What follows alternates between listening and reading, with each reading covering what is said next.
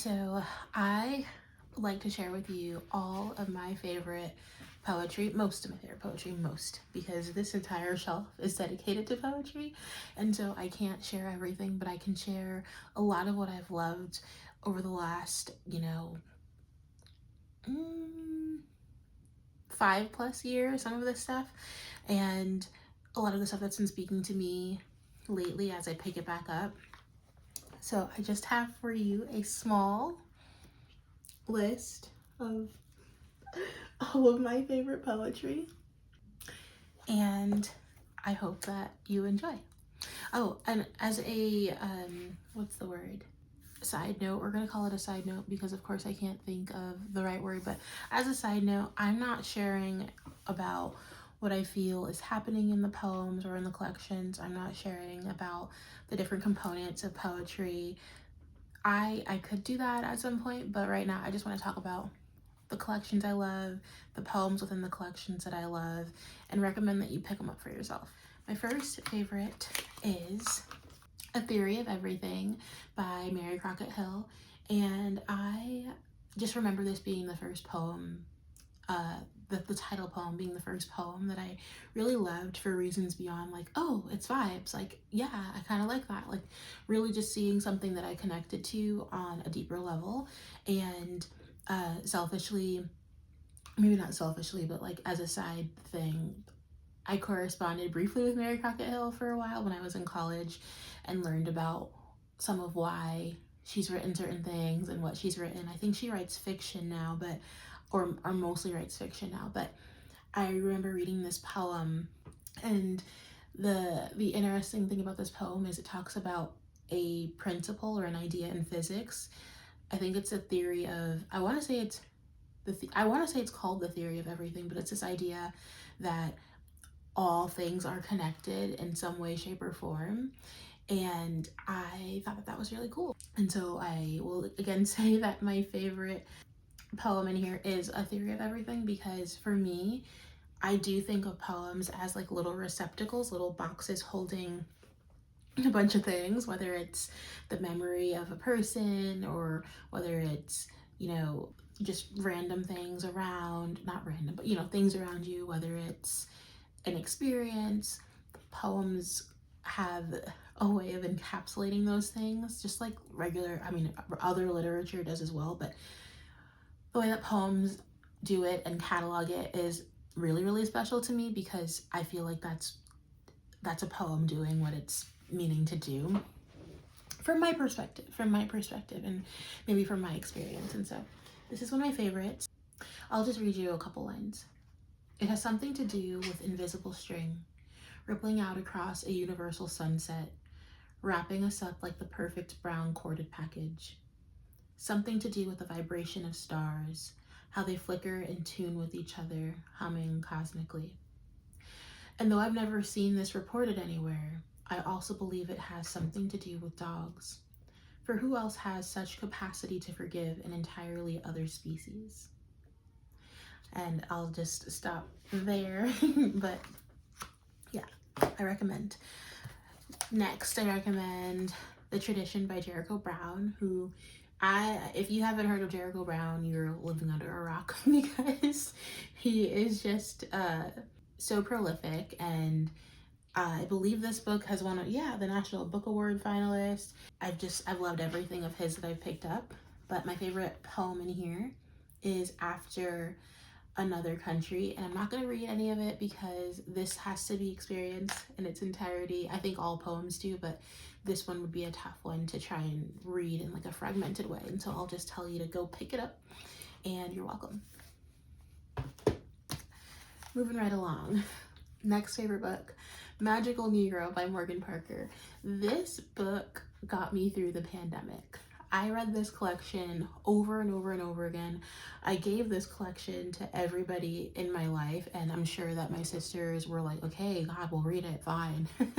But I just think it's such a good picture of experiencing Blackness, specifically like American Blackness as a female in this country, and like what it's like to grow up in that way and experience that way, what it's like to date outside of your culture and like the kind of questions that come up, and just, it's just like a perfect little, I don't know, it captures everything, but it's also just so big, you know? There's so much here. And again, I can't read this. I can't read it. You're gonna have to just pick it up. And if I do read any, it's not because they're not good. It's just because it might be a bit easier to read fragments of those than it is to read others. And but this one I cannot. But pick it up. Pick it up. Pick it up. Okay, so this is called If They Come For Us, and this is by Fatima Asghar, and it's just beautiful. I have so many favorite poems in this collection. This is also a collection that I read during the pandemic. I'm not sure when it came out. I don't think it came out during that time. I'm sure it was out before then, and I was just late, as I tend to be. This came out in 2018, so right before the last collection. But it's just so good. Like, there's a lot of weird patriarchal things happening, and it talks about that. It talks about the pain that's caused by violence, the pain that's caused by just like not being accepted or not feeling accepted or trying to figure out how to accept yourself. And my favorite poems in here are, I like Partition, Harem is really great, and then I think my other favorite is Other Body. And so I'm not gonna read them, but please go pick that up. Okay, next we have Post-Colonial Love Poem by Natalie Diaz, and this one is another one that, when did I read this one? I think I read this one in like 2020. Yeah, I read 2020. There's some stuff in here about just growing up as, you know, as a person indigenous to this country, and what that means and what you grapple with given that, and just so many things. I feel like on the one hand I just learned so much, and on the other hand it's just so beautiful. Like, it's just so well written. But I have lots of favorites. Bloodlight is a favorite. These Hands, If Not God's, is like probably my most favorite, and then my last is If I Should Come Upon Your House Lonely in the West Texas Desert. And it's just so good. It's just so good. You should read it. Okay, next we have Bright Dead Things by Ada Limon, who I think at the time was the Poet Laureate of the US. And I first heard about her on a podcast. I think it's the one that the New Yorker does. I think it's the New Yorker podcast where poets read other poets, and then they read their poem after. So good. So good. This entire collection, so good. My favorites are Down Here and The Noiseness of Sleep. And the cool thing about Ada Limon is there's a lot of nature happening in her poetry. Anyway, I would check it out. Okay, the next one I have for you is Look by Solmaz Sharif. And this, Solmaz Sharif is of Iranian descent. I think I talked about this one in a previous video, but I wanted to give her her due here because I love this collection so much. I think I read this one in college, probably like 2017-ish, 2016. Yeah. My first favorite poem in here is the title poem called Look.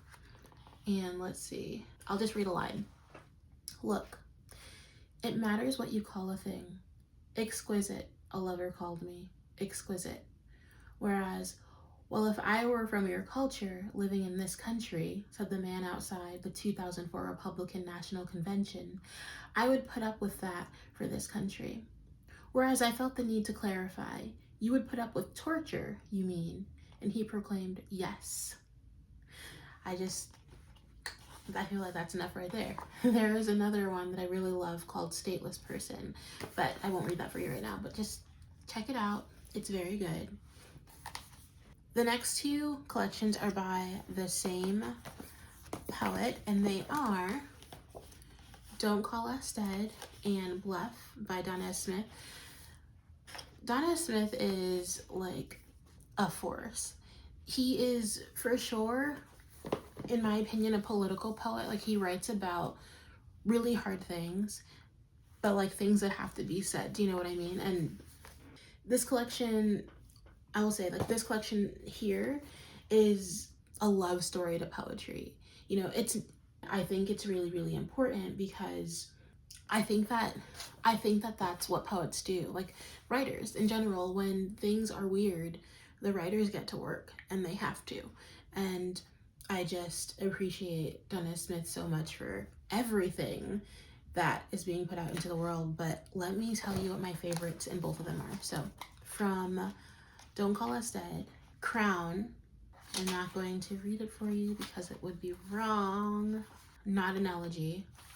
And Dream Where Every Black Person is Standing by the Ocean. So good. And then my favorites from Bluff. I'll just give you one from Bluff. And that's Anti-Poetica. And there are tons of R's and Anti-Poeticas in this collection. And just read it. Okay, just a few more. So we've got Night Sky with Exit Wounds by Ocean Vuong, who is the king. And I have so many favorites by him, but I'm gonna try really hard to only tell you a few. Threshold. And the first line is, in the body where everything has a price, I was a beggar. On my knees, I watched through the keyhole, not knowing the man showering, but the rain falling through him. Guitar strings snapped over his globed shoulders. And then my next, Oh Bob with Burning City. The story behind this poem, which Ocean Vuong puts here, is that in South Vietnam in 1975, armed forces radio played Irving Berlin's White Christmas as a code to begin Operation Frequent Wind, the ultimate evacuation of American civilians and Vietnamese refugees by helicopter during the fall of Saigon. And knowing that, like, with that knowledge, going into it with that epigraph is really telling. And then when you read the poem and you have, you know, just fragments of the lyrics of White Christmas in the it's just, we know he's a genius. I don't have to tell you. My next favorite poem in this collection is On Earth We're Briefly Gorgeous, which is the title of his first novel. And I just think that that's really cool. And my last favorite is Someday I'll Love Ocean Vuong. Just read it. Okay. Last three. So this is also by Ocean Vuong, and this is called Time is a Mother. And this is Ocean Vuong's second collection of poetry. And I will just read a couple of my favorites. Dear Peter, so good. Beautiful Short Loser. I don't know if y'all have seen the baseball caps floating around as he's been promoting his sophomore novel, but Beautiful Short Loser. And then my last favorite, and probably my favorite of all of his work, like all of his poems, is Not Even. I can't remember which magazine it was published in, but I think it was called Not Even This. And I can't remember if he changed the title before or after. I can't remember, but it sounds good. This collection of poetry is called Elegy for a Broken Machine by Patrick Phillips. And this collection, I would say, after the Mary Crockett Hill, was like my second love, my second piece of poetry or bit of poetry that I actually fell in love with for reasons that, you know, were more than just vibes. And I will only tell you one of my favorites because it's my favorite poem of all time, and that is Obad.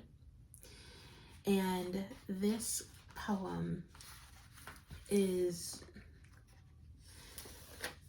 just a beautiful love poem, and I'm not going to read it because it's so beautiful, but you should read it. You should read it, and you should get this collection of poetry too.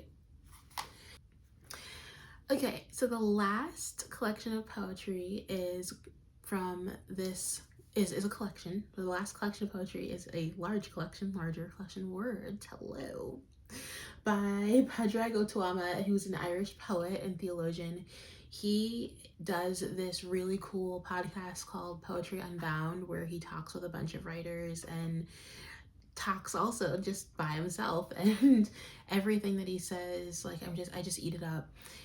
This collection also is really interesting to me because it includes an essay by the author of this collection. And the cool thing about the essays is a lot of what he talks about is how he felt while reading the poems and what the poems mean to him. And it's just very vulnerable. I don't know if you know this, I'm sure that you do because this is YouTube, but like putting your opinions about anything, even if it's just a little opinion, can be really, really awkward and can put you in a space of real vulnerability. And if you're not comfortable with what it is you're going to say, it can kind of like set you up for failure. And I don't know, it can just be really daunting and really scary. And honestly, like, I'm not in the position to share super, super deep opinions about all of the different collections of poetry that I just recommended, or unless like we're private, like talking privately, or like, that's my dog, he's asleep, or all of just the novels that I love and why, because I do believe that putting yourself out there requires a certain level of vulnerability that, you know, a lot of people, me included, are still working on growing towards. And so like one of the reasons that I'm even doing this is to continue growing in my ability to say the things I want to say about what I think about, you know, literature and poetry and art and the state of the freaking world. And I think that I really admire writers and thinkers and philosophers who are able to do that and like do it, like say it with their chest, you know, like that to me is really, really important. And so I just respect him so much. And all of these writers, I respect them so, so, so much, because what they're doing by putting this stuff out there, because like it's different writing versus publishing, and what they're doing by allowing their stuff to live out there in the world, like I think it's a really big leap. And I don't know, I respect it so much. And I respect, you know, the willingness to go and like put your own thoughts, like have an essay accompany these poems that you love, and talk about why and what it means to you and what they're doing. And then I just think that that's beautiful. I think it's beautiful. And I think for people like me who need to see stuff like that, I think it's like it's a service to the world. And so anywho, so those are let's see how many collections I just recommended to you. Those are the 13 why, I don't know, but those are the 13 collections of poetry that I recommend if you're just interested, if you just want to check them out. And I'm recommending them specifically and strictly because I like them, not for any other reason. And so let me know what you think.